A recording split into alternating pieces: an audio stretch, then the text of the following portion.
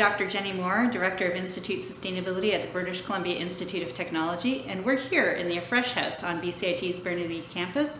This is the first net zero building in Canada. We've entered the Anthropocene. For the first time in history, humanity is the greatest force shaping Earth's terrestrial ecosystems. Over 80% of Earth's ecological production is now in service to humans, and the remaining 20% is what is left of a once vast wilderness area that supports wild animals and species. As a result, we're entering Earth's sixth mass extinction. Many species that were once familiar to us, such as bees that provide important pollinator services, now face endangerment. At the same time, we are entering the global urban transition. Over 50% of humanity now lives in cities, and that's expected to increase to 75% by 2050. Cities provide very efficient ways for us to live. They only cover about 3% of the total Earth's surface. However, they concentrate our demand for energy and materials and resources. So a city usually requires between 30 and 200 times the land area outside of the actual city size in the surrounding hinterlands or globally to produce the materials and resources and energy that we need to live within our cities.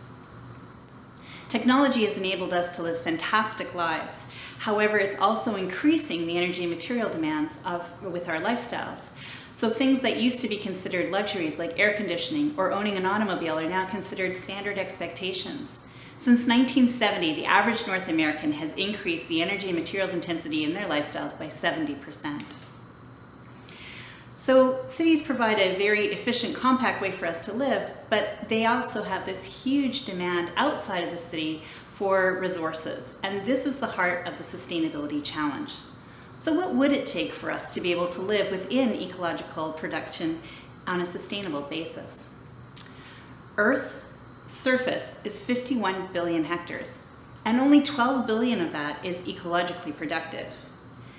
We have 7.8 billion people living on the planet today. So if you do the math and just divide 12 billion hectares of ecologically productive land and sea area by 7.8 billion people, that comes out to roughly 1.5 hectares of ecologically productive land and sea area that each of us could live on. Now we call that one planet living. If everyone could live within the means of 1.5 ecologically productive hectares, we could all live sustainably on Earth. But of course, that assumes that these hectares are equally distributed, which they're not. To give you a sense of what 1.5 hectares look like, it's about 3 soccer fields or 10 hockey rinks. And while that may seem like a lot, consider that it takes 1/3 of that just to produce the food somebody would need to eat over the course of a year.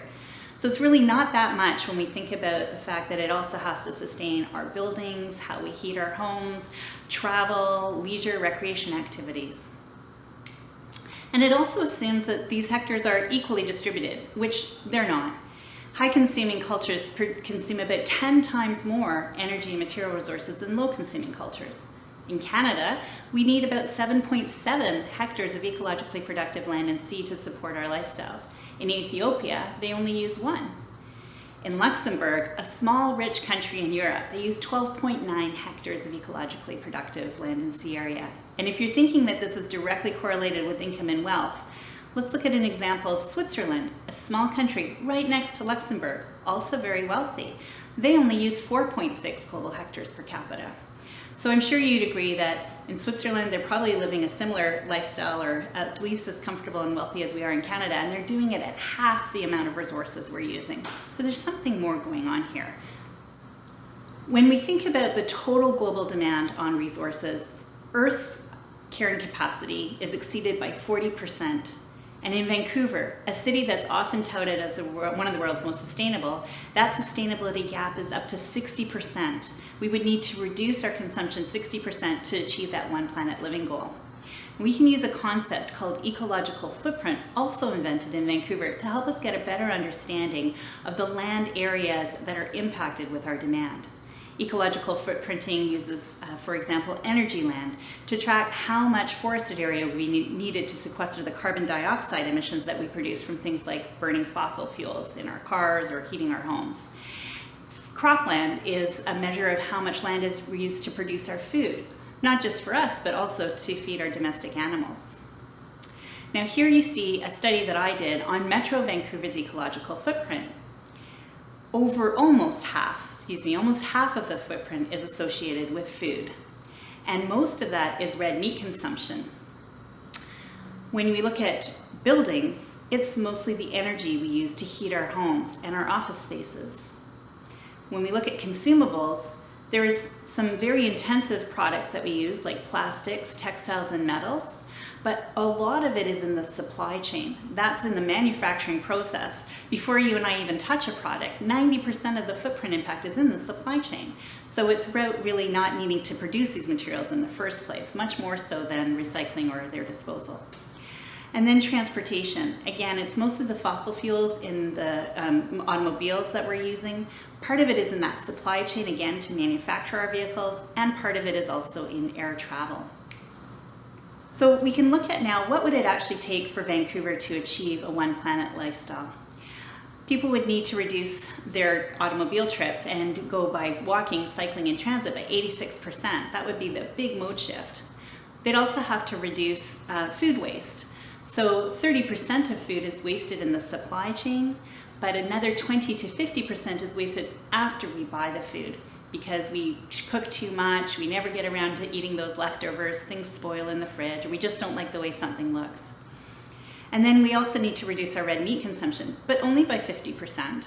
So instead of having that big red steak dinner, we could think about eating something more like a stir fry, or choosing white proteins such as fish or chicken, or green proteins like lentils or soybeans.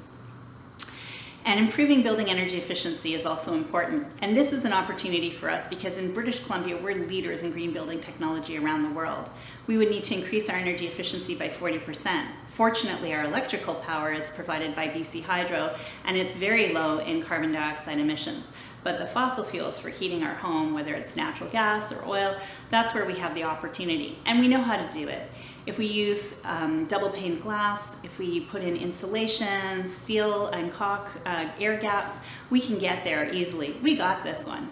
And then the last one is paper consumption. Now I mentioned that there's metals and plastics and textiles have a high impact, but by volume, we still use so much paper, even though we recycle 70%, which is a lot. So moving to things like paperless transactions, online media for magazines and newspapers also could go a long way. Now I've outlined some of the opportunities for us to get to one planet living, and the good news is that they're pretty much doable for most of us, especially if you live in a city with compact mixed-use land use and transit service. But if you live in a rural or suburban area, then you're going to have to work a little harder at some of the other options around food choice, or avoiding consumable products, or fixing and repairing the things that we have to give them a longer life. There's another important consideration, and that's the fact that all of us in Canada benefit from senior government services as well. So these are things like universal health care, the Treasury, the military, judiciary systems. These alone, with infrastructure installations such as our Canada Highway, also can exceed the one planet threshold. So it's not enough just for us to be thinking about our lifestyles. We have to work with our cities and with our senior governments to find solutions to reduce our footprint all around. And although we're working hard on reducing our energy materials, there's one more important consideration we need to make, and that is reinvesting in regenerating nature. We need to rebuild our natural capital assets, not just protect them, but actually do this by planting more trees, daylighting our streams, rebuilding our soils. Nature knows best how to recreate ecological ecosystems that are resilient and that we all depend upon. So I've outlined some opportunities for living in the anthropocene and getting to one planet living. Humans are the greatest force shaping Earth's terrestrial systems, and we can call on our humanity to change course. Each one of us is different, and the solutions we choose will vary. So I ask you, what path will you choose to get to one planet living?